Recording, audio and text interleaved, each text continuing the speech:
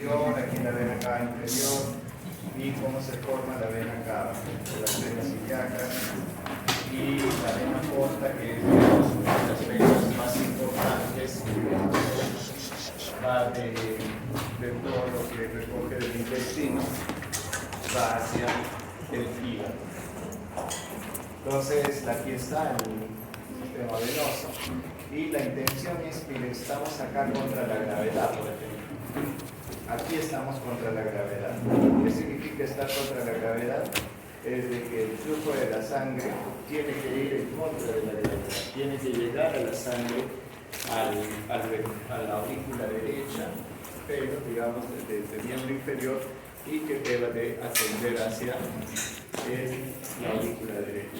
Entonces tenemos aquí el sistema venoso cervical. ¿Cómo está formado el sistema venoso cervical? Está formado por dos troncos, ¿no? El tronco venoso brachiocefálico derecho y el tronco venoso brachiocefálico izquierdo. Cada tronco venoso brachiocefálico está formado por la arteria, por la vena subclavia, ¿no? Que es la vena principal de los miembros superiores, y la vena yugular interna. La vena yugular interna y la subclavia van a formar lo que conocemos como la vena del tronco venoso brachiocefálico. Y aquí va a llegar la arteria yugular interna, la arteria yugular externa, perdón. La arteria yugular externa va a desembocar en lo que es la vena subclavia.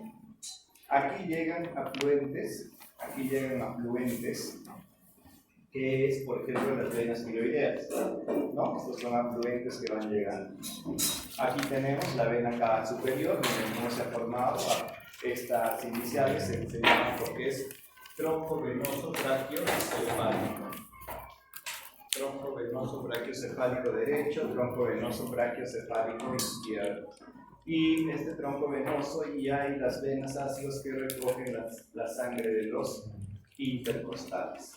¿Ya? La vena ácidos mayor del lado derecho y las venas hemiácidos que drenan donde en la vena ácido mayor.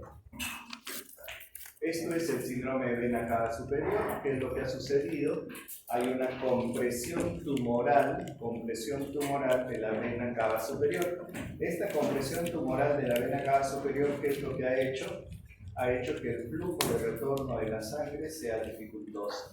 Al retornar la sangre de forma dificultosa, ¿qué es lo que ha sucedido?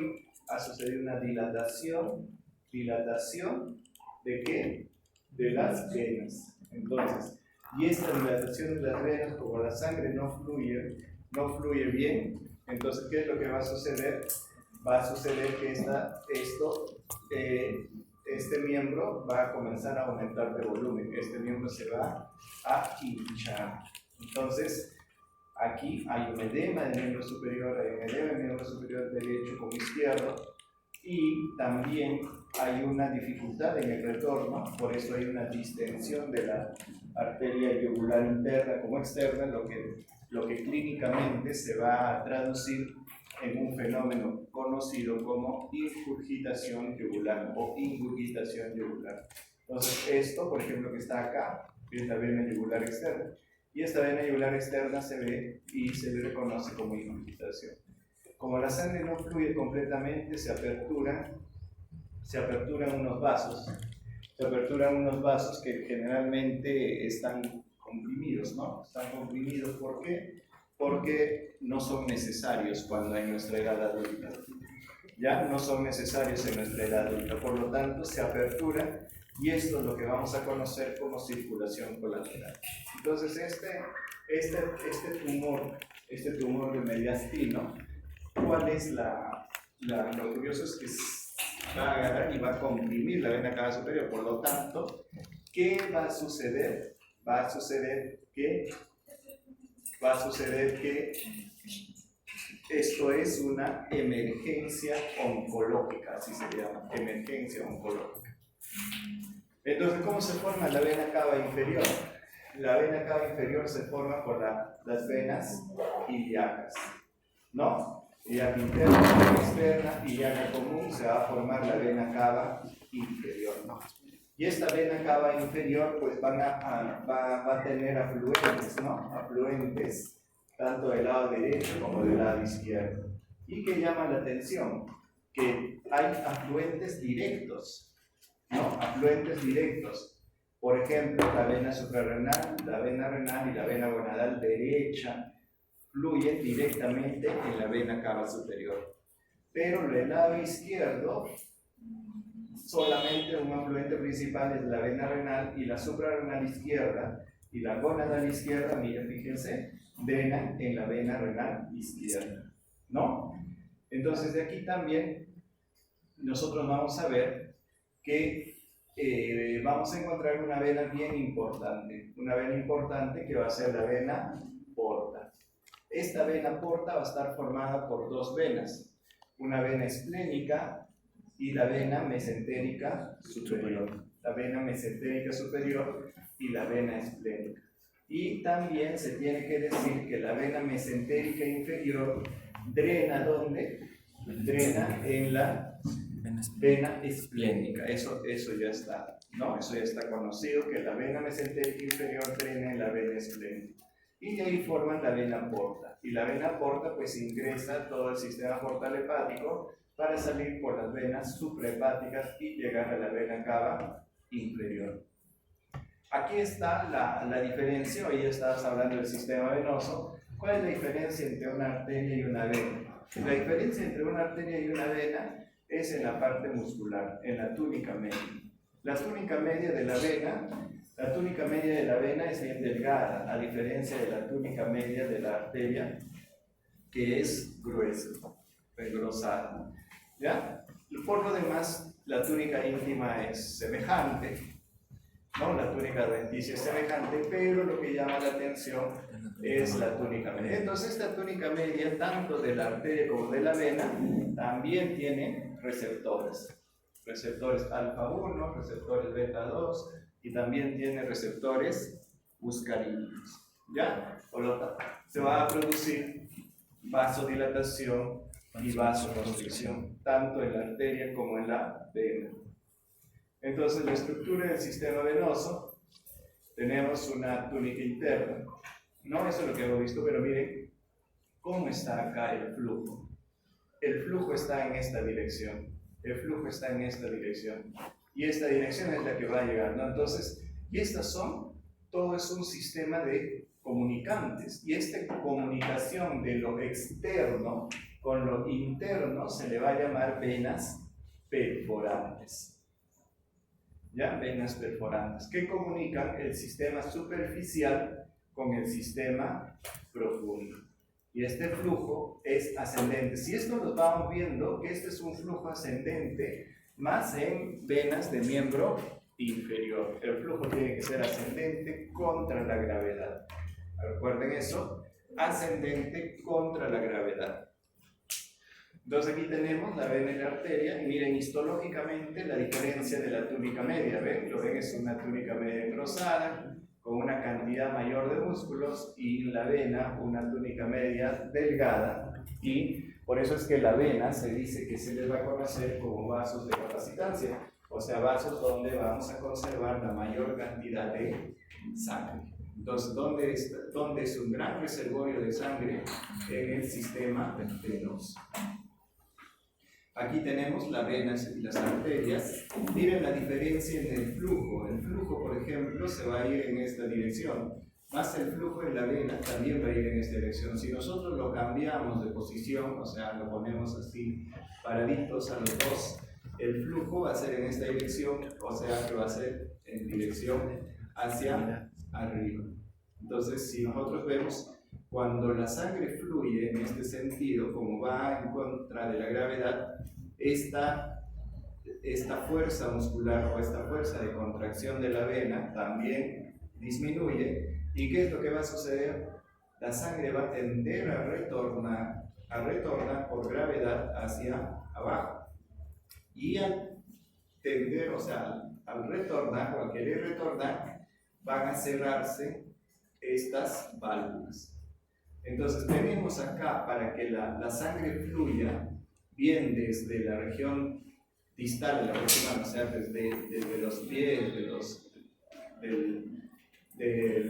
pies del miembro inferior hacia próxima, o sea, hacia el corazón, aquí vemos la importancia de lo que es las válvulas. Estas válvulas se cierran justamente cuando hay un reflujo de sangre.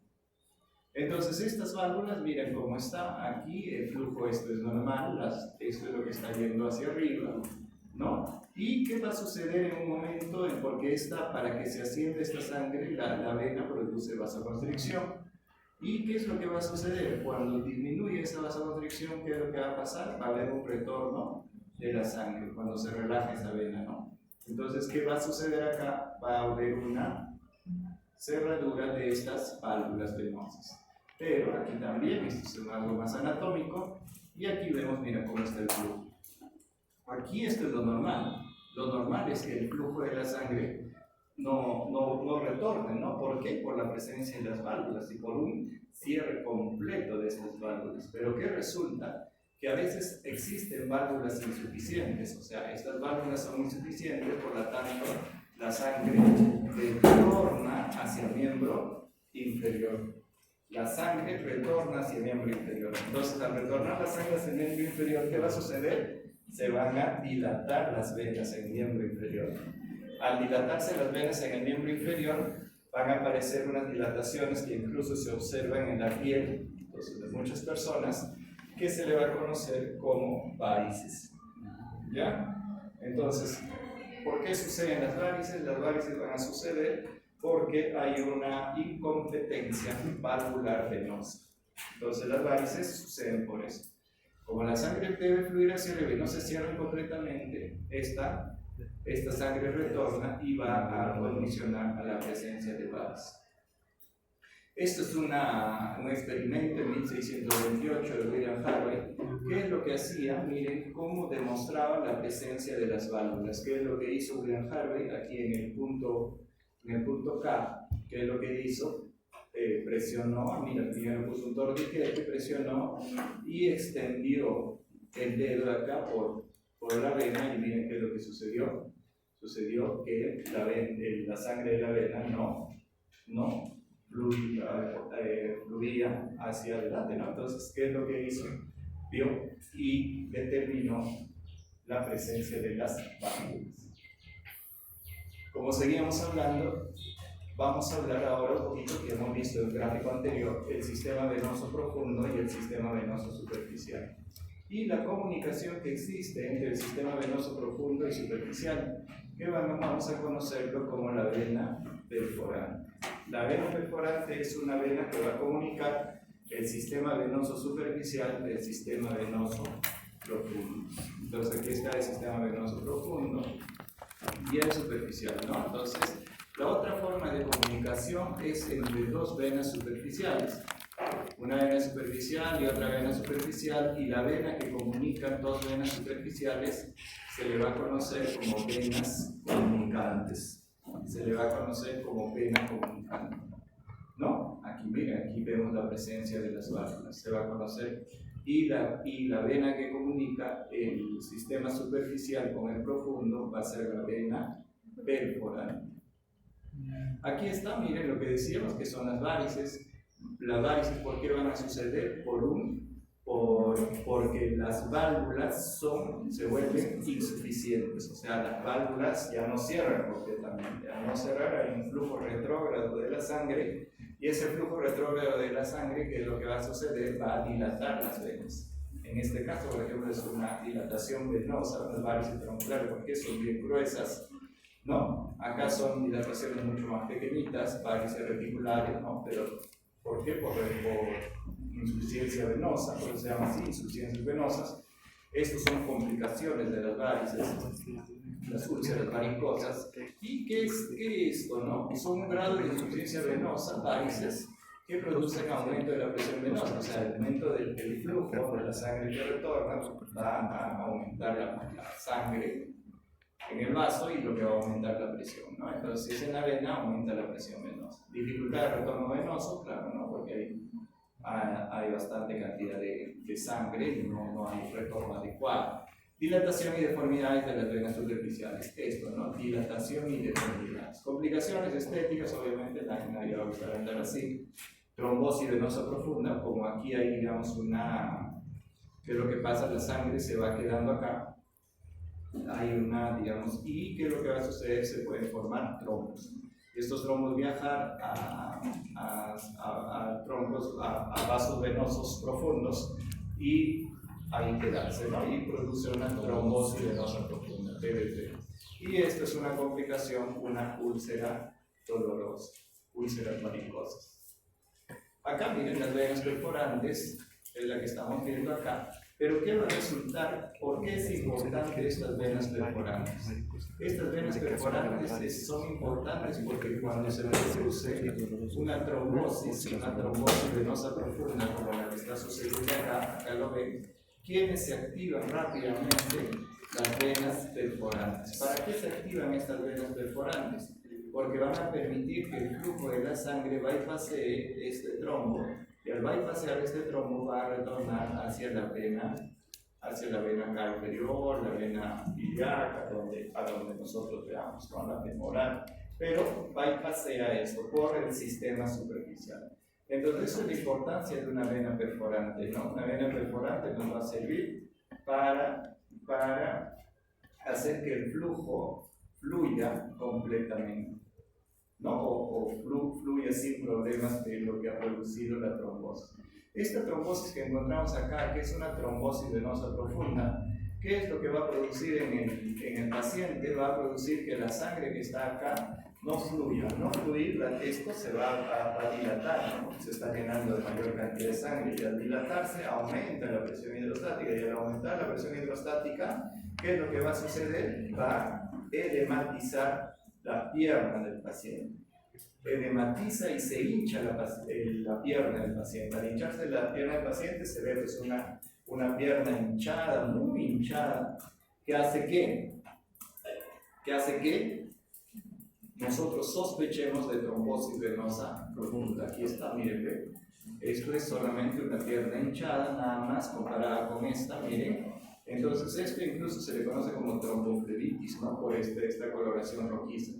Pero ¿qué es lo que estamos viendo? Aquí ha habido, por lo menos acá en la vena femoral, en una vena grande, profunda, ha habido un trombo, se ha formado ahí, y esto es lo que ha hecho que la sangre dificulte su flujo y ha producido edema por dilatación venosa secundario a.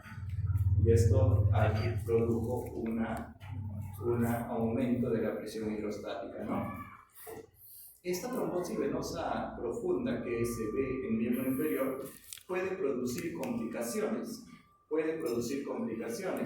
porque aquí miren, hay una trombosis, esta trombosis puede viajar, se conoce como émbolo cuando viajan estos trombos, y llegar y obstruir una vena, la arteria pulmonar, ¿no? Porque llega primero la sangre a la aurícula derecha, de la aurícula derecha pasa al ventrículo derecho, y el ventrículo derecho sale por la arteria pulmonar y va a obstruir una rama de la arteria pulmonar, este mismo trombo.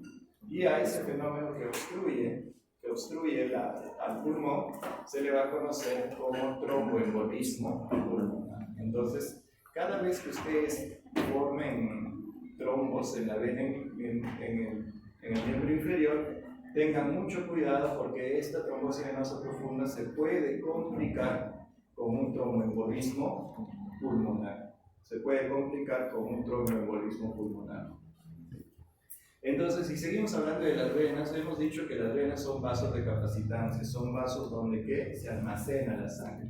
¿Y cuánto así se almacena la sangre? Miren, 60-70% de las venas, del 60-70% de toda la sangre que lo encontramos en las venas. Aquí vemos los pulmones otra 10 a 12, en el corazón 8 a 11, ¿ven? En las arterias sistémicas de 10 a 12, en los capilares de 4 a 5%, pero en las venas de pequeño calibre, venas sistémicas de gran calibre, encontramos casi el 60-70% de toda la sangre. Por eso se dice vasos de capacitancia que actúan como reservorios de sangre. Entonces, ¿dónde se encuentra la mayor cantidad de reservorios de sangre? Se va a encontrar en el sistema venoso. ¿Ya? En el sistema venoso. ¿Y qué es lo que decimos? Ahora, hay algunas características del propio sistema venoso en sí. Y una característica es lo que vamos a conocer como presión venosa central. ¿Qué es la presión venosa central? Es la presión de la aurícula derecha en reposo.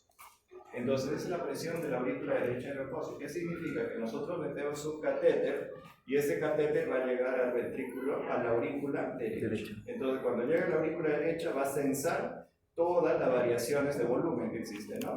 Entonces, pero como se dice que es en reposo, no, la aurícula no es constante, en ningún momento va a estar en reposo, ¿no?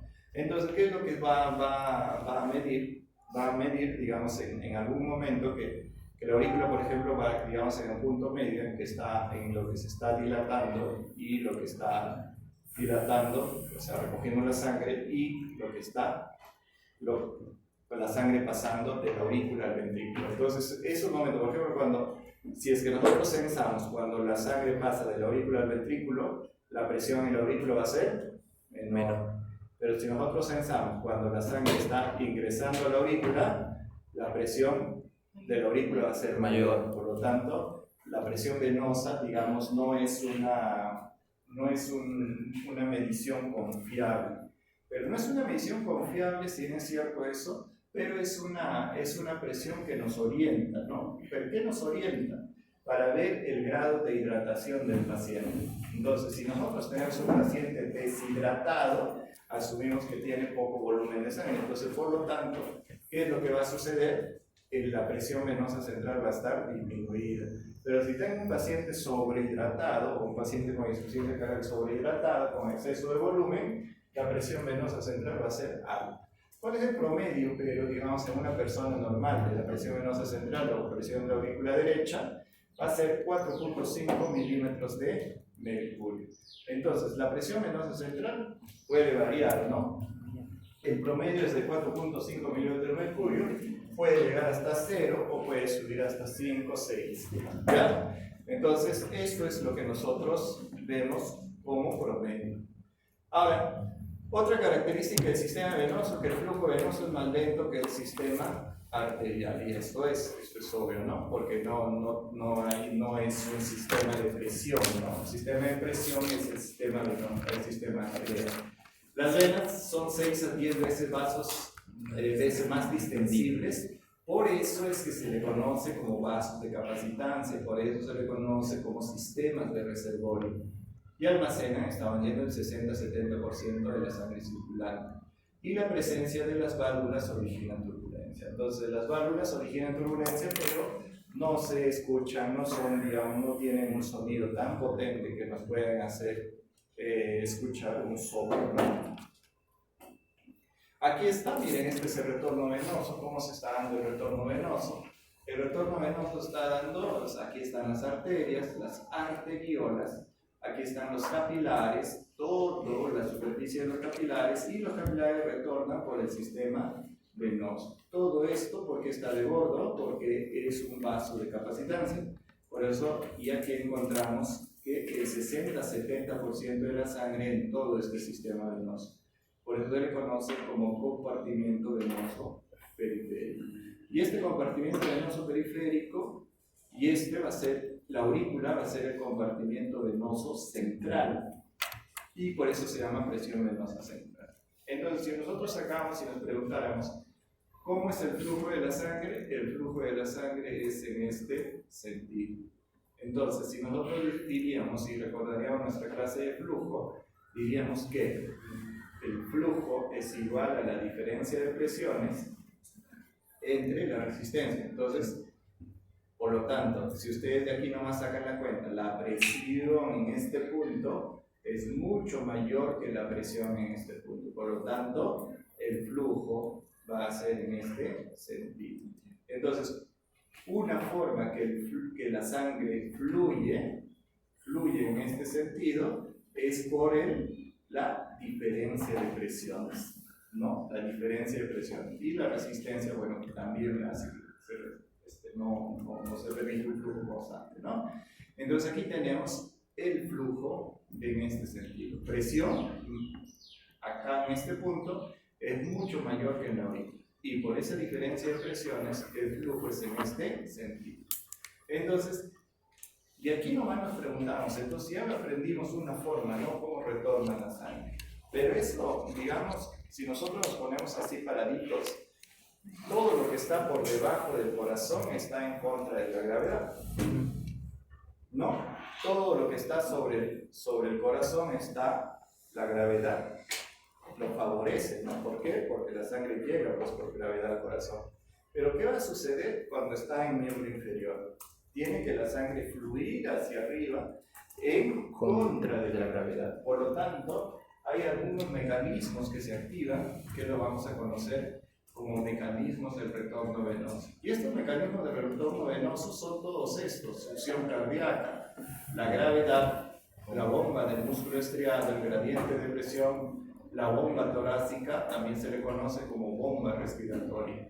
Entonces, todos estos son, digamos, mecanismos. Vamos a ver cada uno de ellos, pero son mecanismos que determinan el retorno venoso. Esto, por ejemplo, en el examen oral que le preguntaríamos: ¿qué mecanismo del retorno venoso conoce? Succión cardíaca, gravedad, bomba del músculo estriado, gradiente de presión y bomba torácica. Esta es la respuesta que deberían de tener. ¿Y qué hacemos? Miren acá, variables que afectan el retorno venoso, o sea, todos estos mecanismos que afectan, que es, por ejemplo, la presión intratorácica negativa. Si nosotros hablamos que el retorno venoso está dado por la presión intratorácica negativa, es que cuando nosotros respiramos, en el momento de exhalo, en el momento de que la sangre ingrese en el tórax hace una presión negativa, y al hacer una presión negativa hace un fenómeno de succión, ¿no? O sea, de la sangre de la periferia lo lleva hacia la aurícula.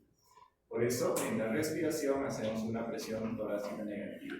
¿Qué va a suceder en la presión venosa? La venoconstricción. Todo esto lo vamos a ver con más detenimiento, pero estamos adelantando.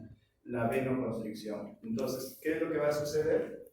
Cuando la sangre fluye, el sistema simpático se activa. Al activarse el sistema simpático se produce venoconstricción. ¿Cuándo es importante esta venoconstricción? Cuando el paciente se para bruscamente, o cuando la persona se para bruscamente, ¿no? Y más importante en los pacientes que hacen disautonomías. ¿Qué significa? Por ejemplo, en los diabéticos hacen disautonomías. ¿Qué va a significar? Que la respuesta hacia estos fenómenos de venoconstricción no son rápidos. Entonces, ¿qué va a pasar? El paciente se para. ¿Qué va a suceder? No hay venoconstricción, la sangre no llega hacia la aurícula, o llega parcialmente, y llega parcialmente hacia el cerebro. Hay poco flujo cerebral y el paciente pierde la conciencia. Y esta pérdida de la conciencia por este fenómeno se llama pérdida de la conciencia por hipotensión ortostática. ¿Ya? Entonces, la venoconstricción también es una variable importante. Otro es la bomba del músculo esquelético. La bomba del músculo esquelético es cuando la sangre, también lo vamos a ver, pero vamos a ver, digamos, con la imaginación. Si este fuese la vena y esto fuesen los músculos, cuando nosotros caminamos presionamos a la vena, ¿no? Lo presionamos y hacemos que la sangre fluya en contra de la gravedad.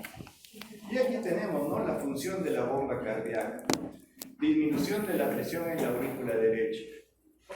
Entonces, cuando se va a producir una fase de llenado, ¿qué va a suceder con la aurícula? La presión que está acá va a disminuir, ¿no? Porque si yo tengo mucha sangre, bajo la sangre, y esa presión que tenía cuando tenía contenido de sangre va a disminuir.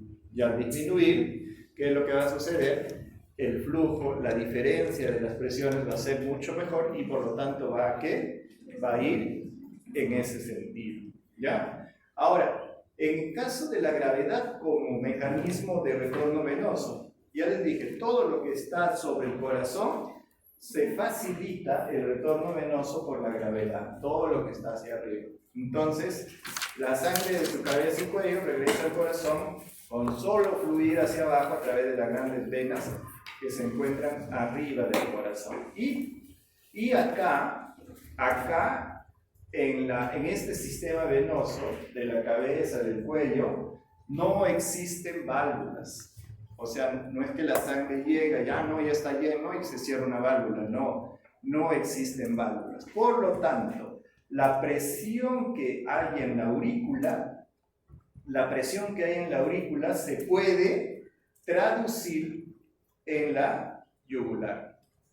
Por ejemplo, si la presión en la aurícula sube, digamos de 4 sube a 8, la presión en la yugular también sube en esa cantidad. ¿Ya? Entonces, ¿qué es lo que nosotros decimos?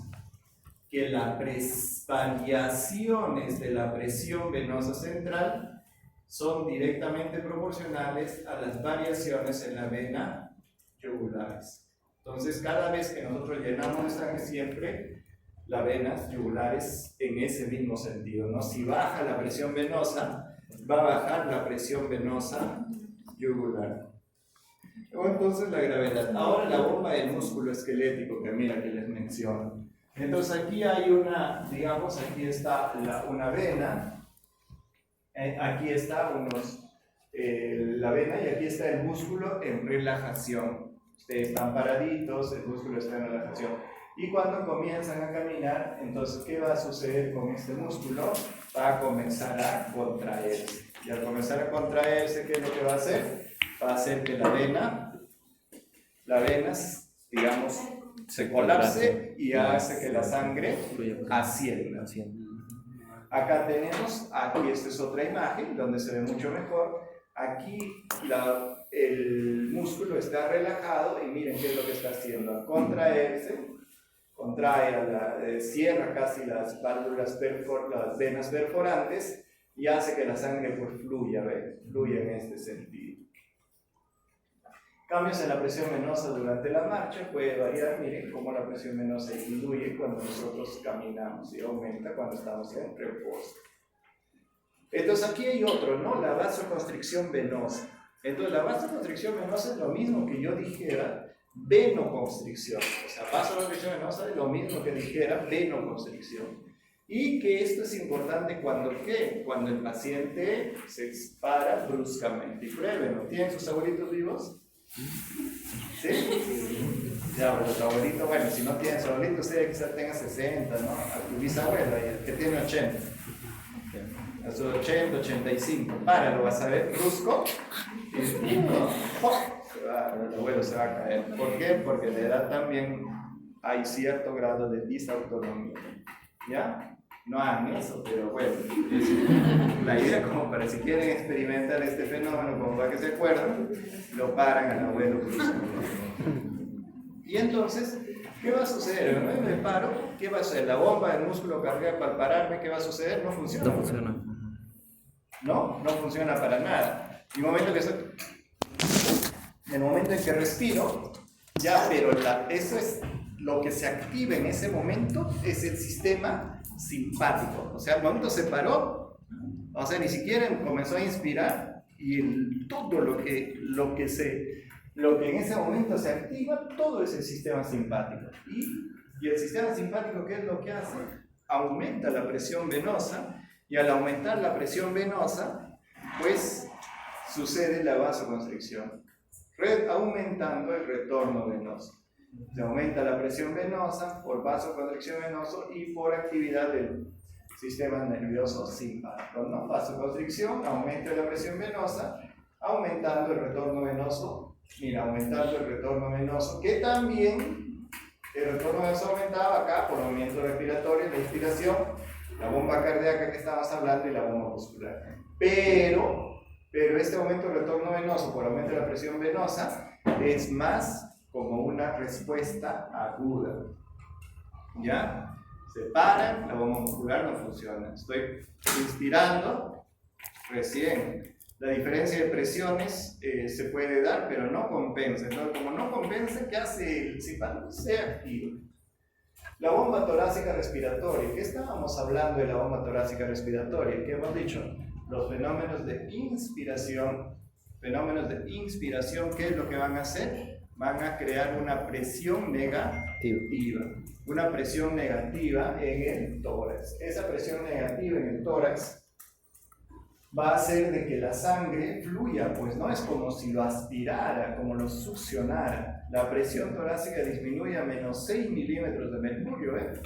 ¿Y qué va a suceder? El movimiento hacia abajo del diafragma eleva la presión en la cavidad abdominal. Y esto es bien simpático porque miren, Cuando el diafragma, ustedes toman aire, el diafragma se contrae, ¿no? Al contraerse el diafragma baja, ¿y qué es lo que hace con los órganos abdominales? Los comprime, ¿no? Y al comprimirlos aumenta la presión. Y esa presión que aumenta la presión en la vena también. Entonces, al aumentar la presión en la vena, ¿qué sucede? Retorno venoso. Entonces, hay dos condiciones que te favorecen cuando nosotros inspiramos. Uno, la formación de la presión negativa, ¿no? Sí. Hago esto, presión negativa, ya ese es uno, pero al bajar el diafragma, comprime, aumenta la presión abdominal y también condiciona a retorno venoso. Características de la bomba torácica: la presión venosa central fluctúa en inhalación en 2 y en exhalación en 6. ¿Cuál era el promedio? 4.5. Entonces, en la inhalación disminuimos, ¿no? Disminuimos la presión venosa. Entonces, siempre pensando que la presión en la superficie es mayor que la presión central. Entonces, esta presión venosa, cuando disminuye, mayor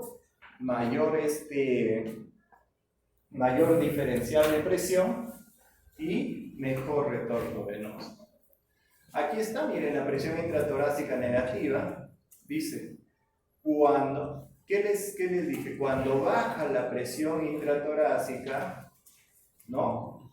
Cuando baja, ¿y cuándo va a bajar la presión? Que se hace incluso negativo, cuando inspiramos, ¿no? Cuando inspiramos, ¿qué es lo que va a suceder? Va a aumentar el retorno venoso. Entonces, ¿qué me quiere decir esto?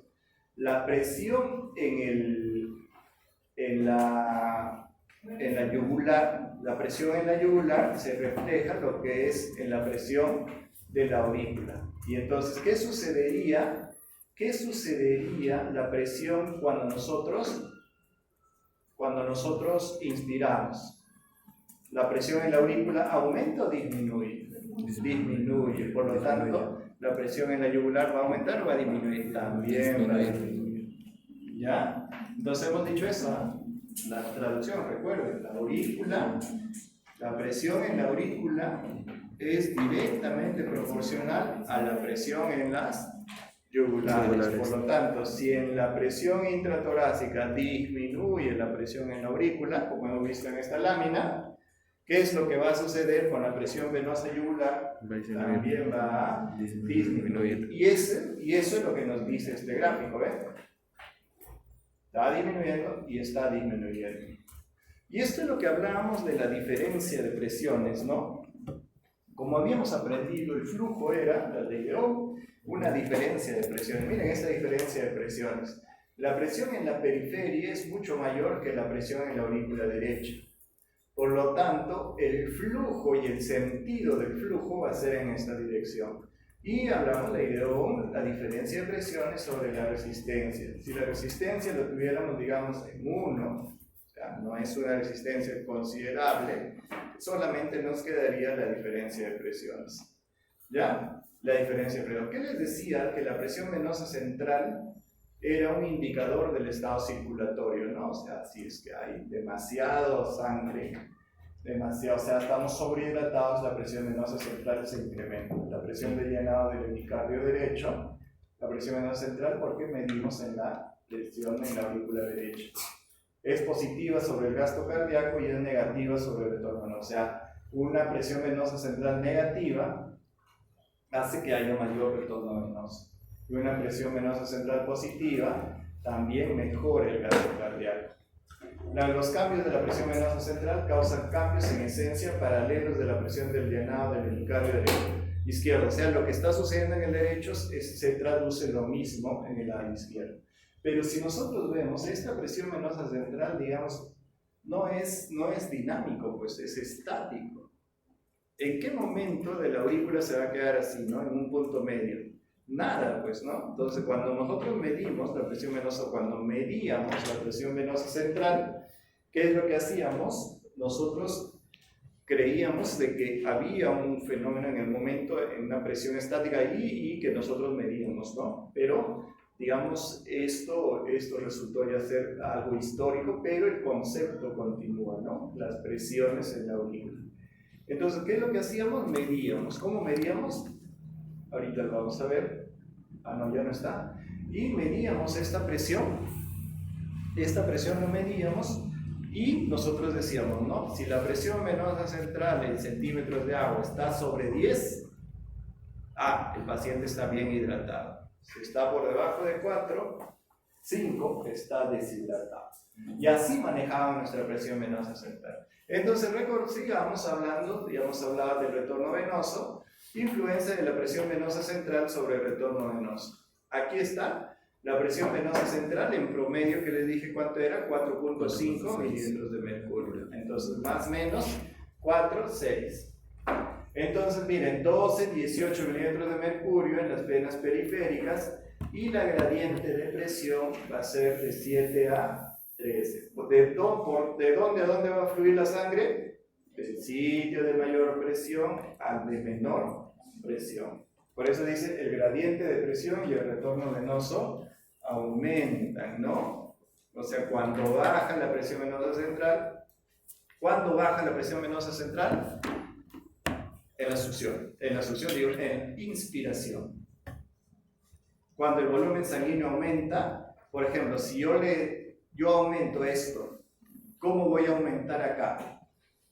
¿Cómo voy a aumentar? Por ejemplo, le pongo cloruro de sodio a mi paciente, ¿no? Le paso suero fisiológico y estoy aumentando volumen. Y como aumento volumen, aumento esta presión. Y si aumento esta presión, la gradiente de presión también aumenta, por lo tanto el flujo es mucho mayor en la presión venosa central.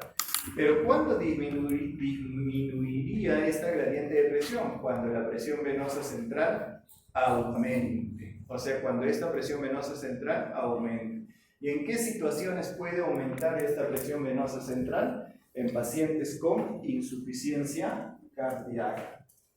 En pacientes con insuficiencia cardíaca, esta presión venosa central puede incrementarse. Por lo tanto, si hay un incremento en la presión venosa central, el retorno venoso se dificulta. Y como se dificulta el retorno venoso, pueden suceder edema del miembro inferior, congestión hepática y todas digamos, sintomatología secundaria a la dificultad del retorno venoso. Entonces, dice, ¿cuándo el volumen sanguíneo aumenta? ¿Cómo podemos aumentar el volumen sanguíneo? Poniendo suero fisiológico. Cuando hay vasoconstricción generalizada, se reduce el volumen del sistema circulatorio y eleva la presión arterial y el flujo. Es lo que les decía, ¿no? Cuando hay una vasoconstricción total, lo que nos va a permitir es el ingreso de la sangre hacia las venas y el retorno venoso. ¿Por qué? Porque va a aumentar esta presión. Efecto de la presión hidrostática sobre las presiones venosas en el cuerpo. Y por ejemplo, es bien curioso, ¿no? Aquí la presión, digamos, es 0 y aquí, mira, si nosotros lo medimos en este punto, a la altura del corazón, aquí lo miden y es 6 milímetros de mercurio, ¿no? 6 milímetros de mercurio a la altura del corazón y aquí le ponen de 0 milímetros de mercurio. Y ¿qué va a suceder todo acá? Si ustedes se dan cuenta. Si nosotros medimos la presión acá en este punto, ¿qué va a suceder? Estamos midiendo la presión atmosférica y estamos midiendo la presión de agua. ¿Ya? La presión de agua.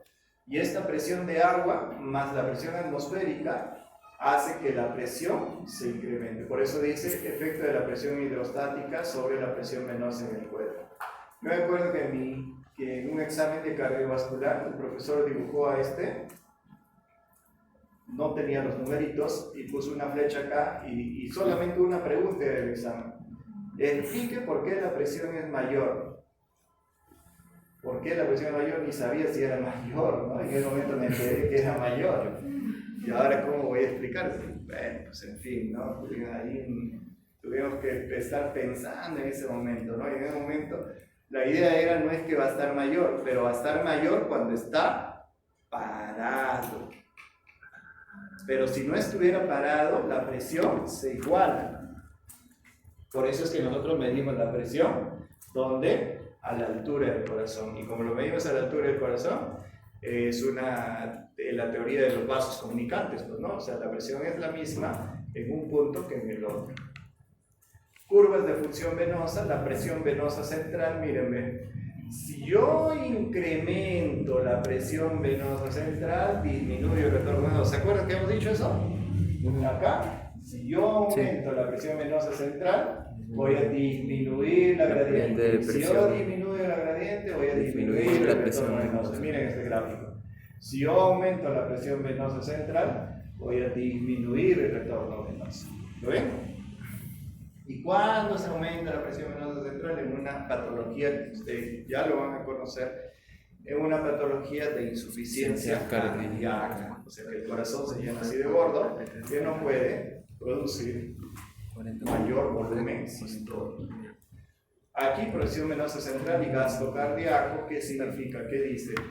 Cuando nosotros, la presión venosa central se incrementa, cuando la presión disminuye el retorno venoso, pero mejoramos el gasto cardíaco. O sea, cuando cuando por ejemplo le ponemos, o sea, hay mayor cantidad de la presión venosa central. O sea, ¿qué significa? Que la aurícula se está llenando de mayor cantidad de sangre, se disminuye el retorno venoso, pero toda esa sangre ¿hacia dónde pasa?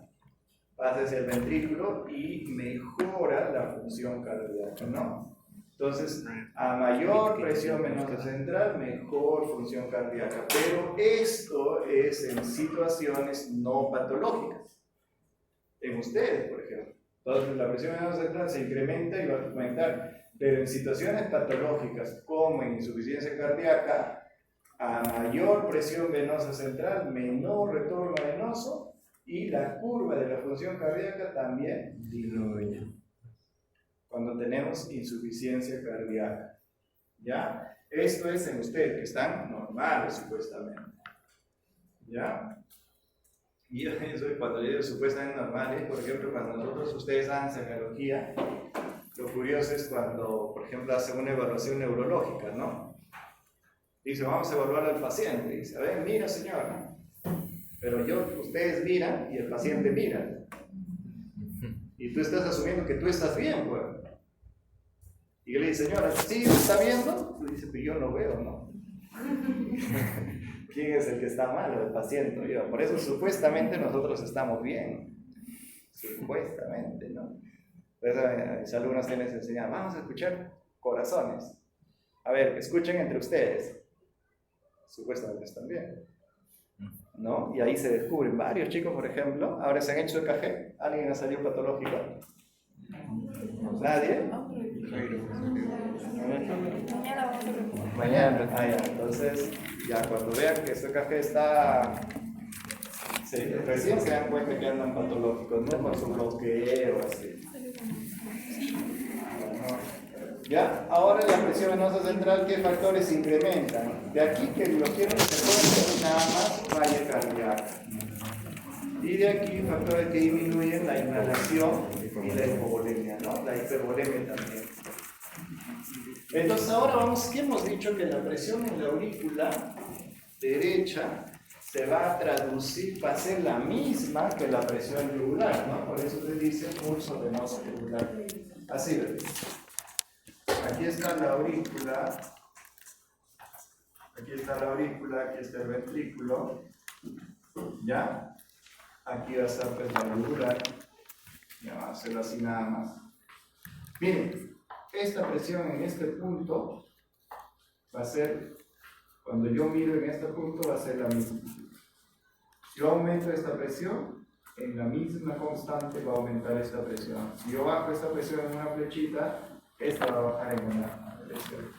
Entonces, todo lo que sucede en mi aurícula se va a traducir en la yugular. Por eso se llama presión venosa yugular. Cuando nosotros vemos y evaluamos al paciente, evaluamos su presión venosa. Porque no, o sea, si es que no podemos evaluar la presión en la aurícula. Entonces, esto vamos a conocerlo como presión venosa yugular. Es diferente a la presión arterial yugular, ¿no? Al pulso arterial, ¿no? Porque esto no se palpa y tienen los niveles descienden con la inspiración, ¿no? Lo hemos visto, ¿se acuerdan? Y las ondas de la presión venosa yugular aumentan si el paciente está acostado. Claro, porque si el paciente está parado, la gravedad hace que baje, ¿no? Se eliminan las ondas cuando se presiona la vena yugular interna. Ahora vamos a ver esto. Cambios en la presión auricular. Les doy diciendo que recuerden que la presión acá se traduce en la yugular. Todo lo que baja sube en la forma constante, directamente proporcional.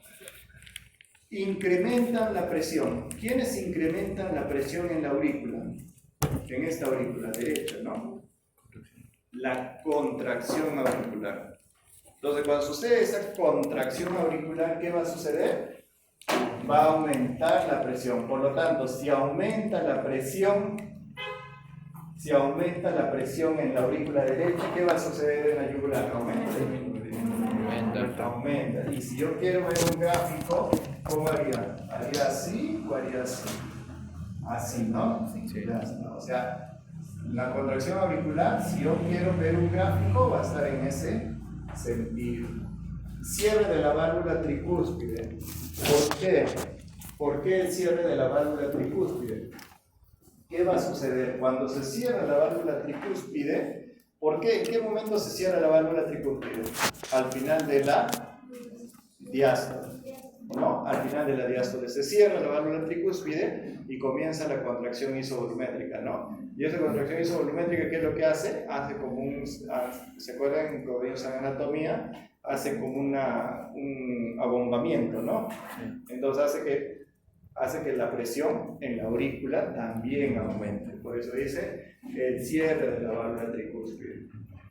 Disminuye la presión, la relajación auricular. O sea, la aurícula se relaja para que la sangre llegue.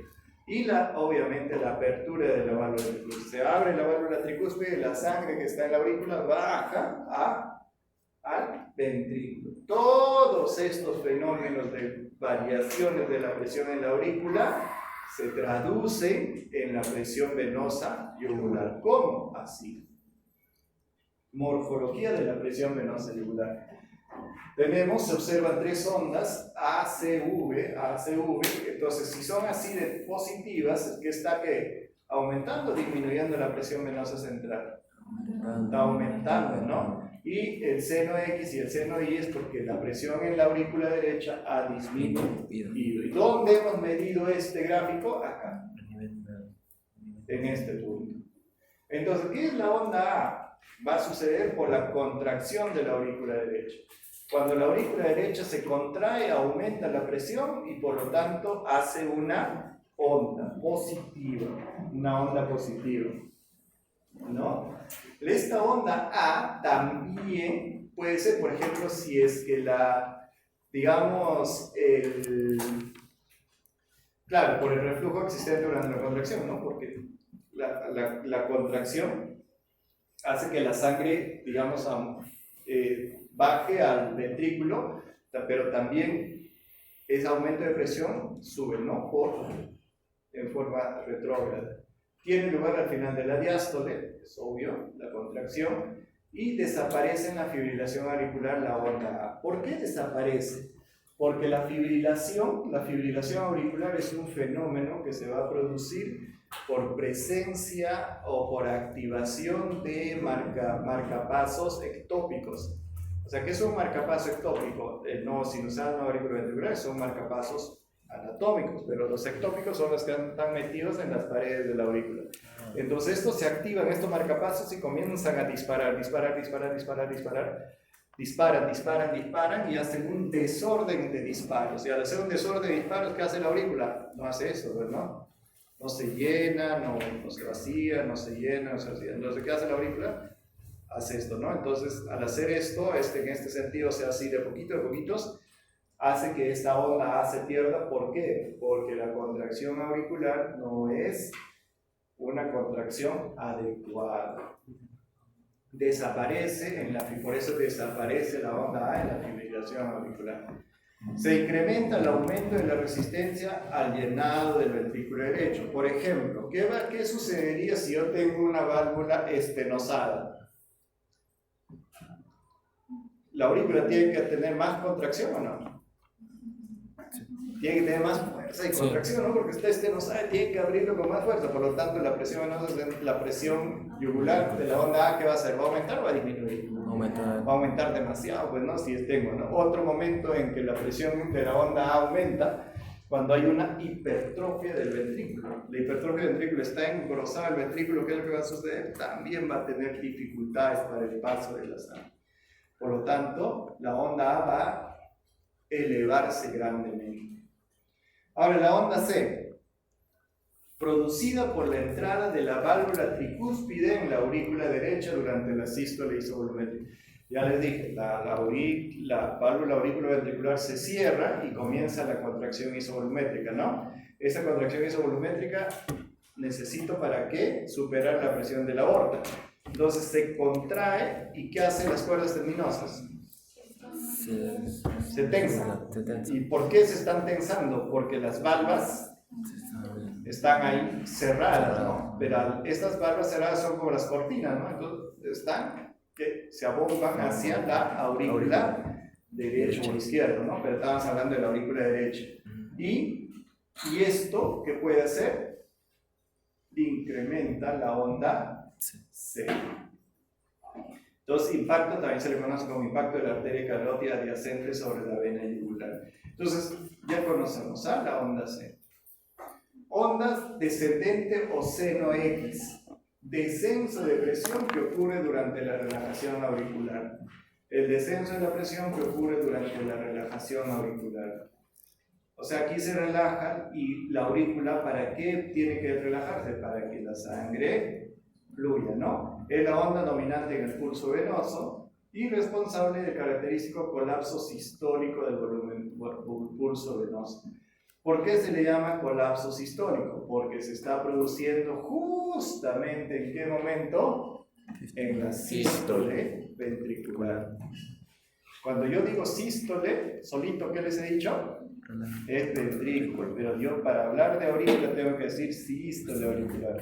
Cuando hablo de ventrículo solito, estoy hablando del ventrículo izquierdo. Cuando hablo del derecho, ya digo ventrículo derecho. ¿Ya? No vayan a confundirse.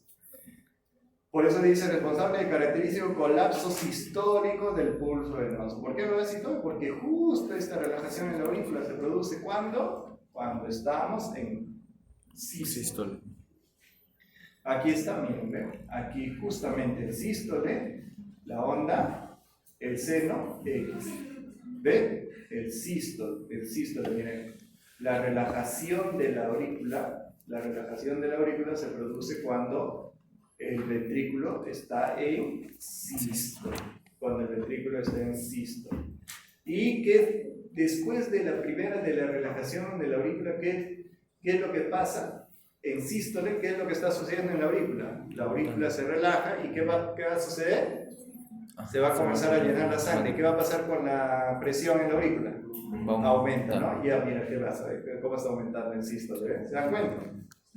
¿Cómo aumenta el sístole? Por lo tanto, aquí una onda A, una onda C, y esta debe ser una onda, la onda V. Y exacto, que la onda V es llenada de la aurícula derecha. ¿Ven? ¿Se dan cuenta cómo se llenó? Entonces, la onda V y ese seno X, porque ya lo estamos hablando. Todo esto es en sístole. El llenado de la aurícula derecha. Y la válvula tricúspide se encuentra cerrada, ¿no? Pero se encuentra cerrada porque se está llenando, ¿no? La onda V es grande en la insuficiencia tricúspide. ¿Por qué es grande en la insuficiencia tricúspide? Ya les dije, la insuficiencia tricúspide pasa la sangre, ya pasó.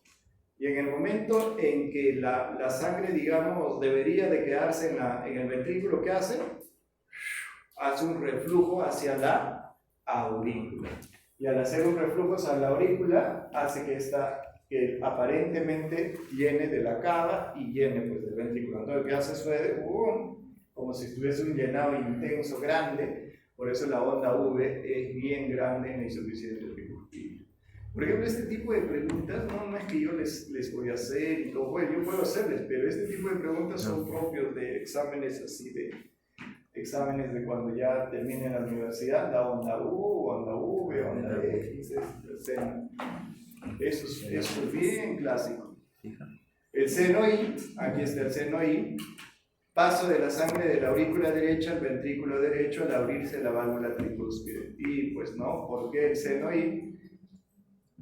Porque se está aperturando, ¿no? Se abre, la sangre cae, y al bajar la sangre disminuye el gráfico es de esta manera. Un seno I pequeño sugiere obstáculo al llenado del ventrículo derecho. Descendente rápida y profunda en la insuficiencia tricuspidia. ¿Por qué? ¿Por qué? Porque la insuficiencia tricuspidia, ¿qué hizo? Onda V grande, y por lo tanto se llenó la aurícula de mayor cantidad de volumen. Y también, así como se llenó, baja en cantidad. Por eso dice una onda descendente rápida y profunda en la insuficiencia tricuspidia. Por lo tanto, conclusión, la insuficiencia tricuspidia te va a producir onda V grande y un seno I profundo. ¿De acuerdo? ¿Es eso? Ese detalle. La insuficiencia tricuspidia, pues entonces la estenosis aórtica, ¿qué es lo que produce? Una onda AC o V grande. ¿V? ¿Qué? Onda A, pues, la estenosis tricuspidia, ¿qué le va a producir? Una onda A grande. ¿Ya? Una onda grande. Eso tienen que relacionar razones, nada más, no se lo aprenden. Bueno, ya si se quieren aprender, aprendenlo, pero se les va a olvidar. Si lo razonan, va a ser mucho más fácil. Ahora, el pulso venoso, mira, la onda A, fin de la diástole, la contracción, inicio de contracción isovolumétrica, el inicio de sístole, la onda C, ¿no? La onda C, ¿qué era? El cierre de la válvula, entonces contracción isovolumétrica. La onda V, llenado sistólico de la aurícula, ¿no? La onda V, ¿qué era? Llenado auricular. El seno X, la relajación auricular, ¿no? El colapso sistólico, por eso dice la mitad de la sístole. Y la onda I, comienzo del llenado ventricular, colapso sistólico. Ya. Y si yo fuese alumno, ¿me aprendería esto, no? Fácil, ¿no? Fácil que de esto puede caer en cualquier lado una pregunta. O sea, fácil. Pone, fin de la sístole corresponde al llenado sistólico. Fácil. Cae cualquier pregunta. Correlación entre el EKG y la presión venosa auricular. Entonces, en la contracción, aquí está, ¿ves? La contracción, que la contracción de la aurícula, aquí está, que es lo que va a producir la onda A, ¿ya?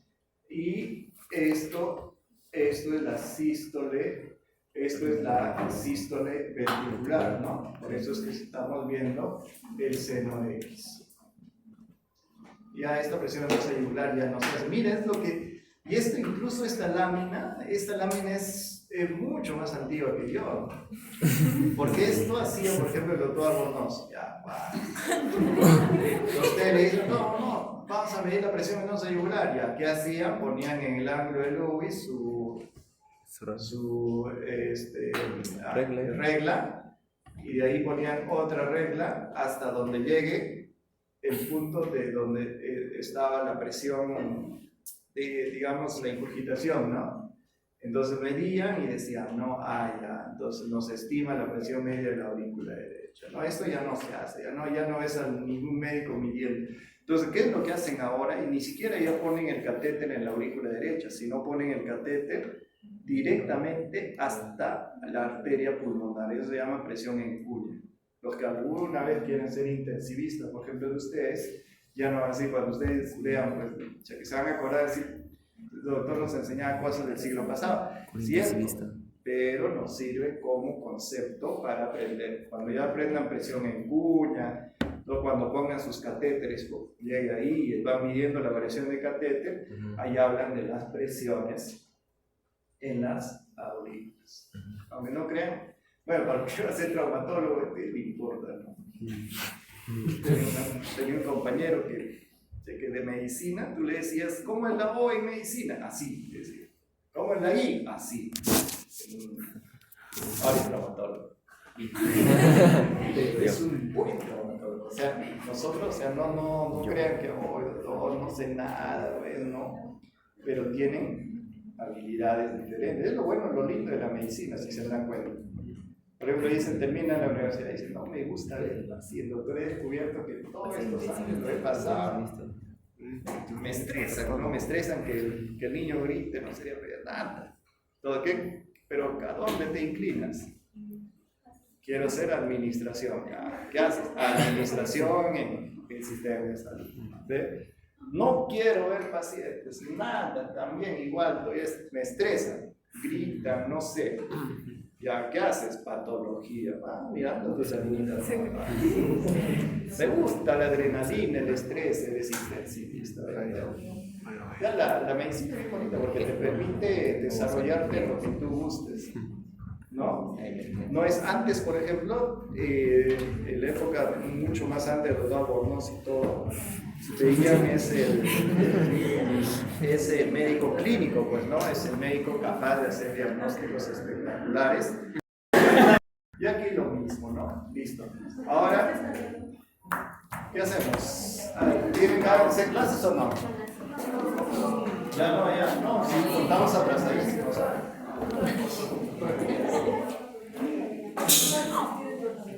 ¿Qué? Claro, los operan. Ajá. Sí es heredable. Lo asumen, ¿no? De caballero, ¿no? Pero no tiene que ver con las... No, nada, varios son eso. Sí, es lo más de la edad que mi mamá, la abuela tiene, ustedes también por